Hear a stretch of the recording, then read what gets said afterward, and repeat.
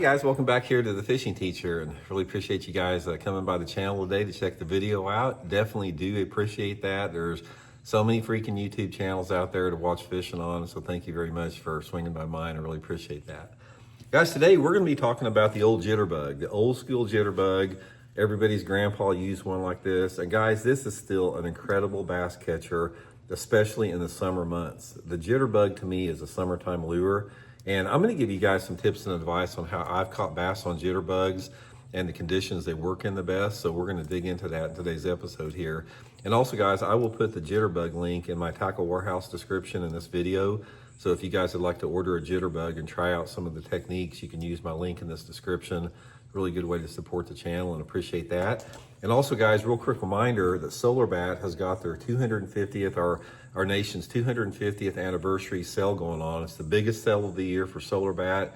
You can get my Signature Series glasses here at 50% off, guys. 50% off not only on my glasses, but anything on the website. Also, guys, if you use the promo code RandyB, you get free shipping and handling. So I'll have the Solar Bat link in the description of this video if you guys would like to get a pair at half price right now. So appreciate that.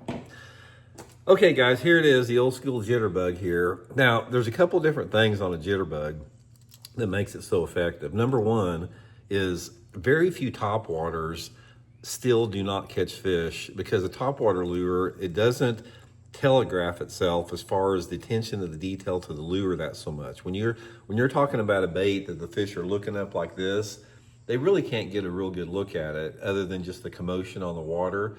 So a lot of the topwater lures that have been successful for 50, 60, 70 years, they still catch bass. I mean, a Zara Spook's been around for, 70 years.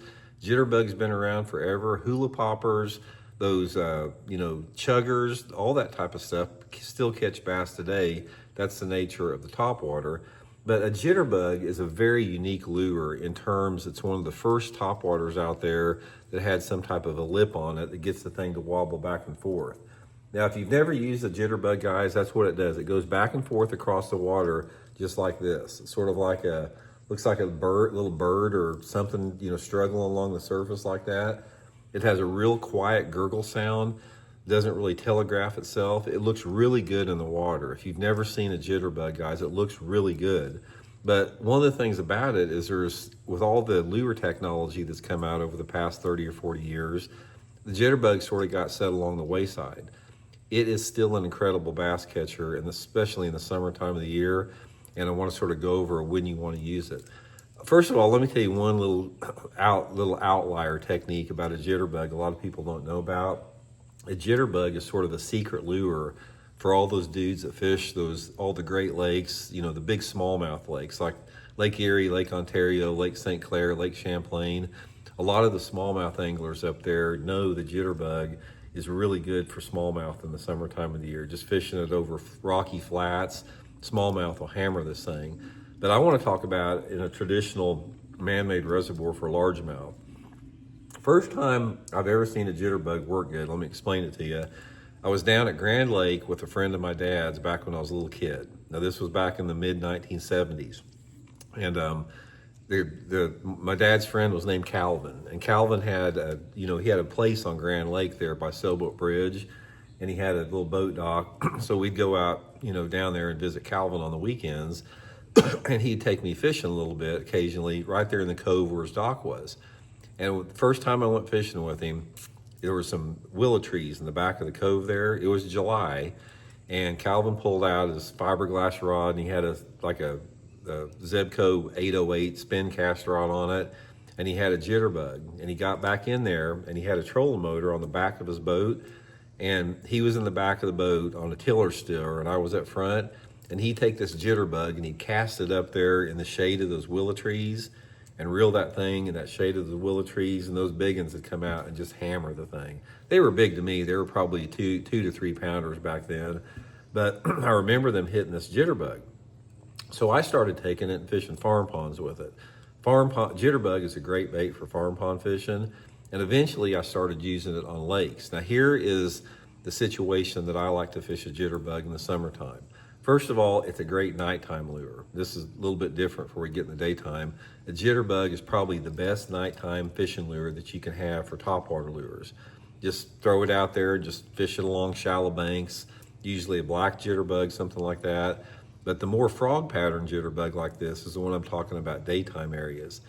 This is a shade cover technique. In other words, what I'm looking for is when I fish a jitterbug in the summertime of the year, I want to get out there early in the morning or in the evening, which you guys know I don't like to do that, but this is the time in the summertime for it, and try to fish the jitterbug around any shady banks or around shady cover for the first 2 or 3 hours of the day.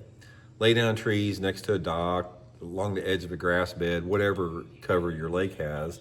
Just fish the jitterbug with just like a slow medium retrieve. You don't have to twitch it or anything, just reel it about like that. You know, I usually use like 14-pound test, 14, 17-pound test mono on it, and just fish it around shady areas. It's really simple to do. It works best if you have water. I think it works best in the water visibilities for largemouth, that is, sort of in that, you know, 2 to 3 foot range, which is pretty common. You know, most lakes across the country, you know, they hit it in clear water for the smallmouth situations. But for me, if you gave me a perfect scenario for a jitterbug, give me water temperatures of 80 degrees or more, right around 80-degree water temperature, some type of shallow cover, whether it be shallow grass or wood or rock, shade, and just throw the thing, guys. They will hammer this thing, and the big ones will hammer it too. So anyway, it's just something to file away in your fishing notebook there. Like I said, I'll put that jitterbug link in my Tackle Warehouse in this description. It's worth getting a couple. Guys, if you're gonna get some, get 2 different colors. Get some type of a frog pattern like this, and then get a black one if you fish at night. And definitely you'll add up to some good fish for you guys. So hope it helps out. We'll see you.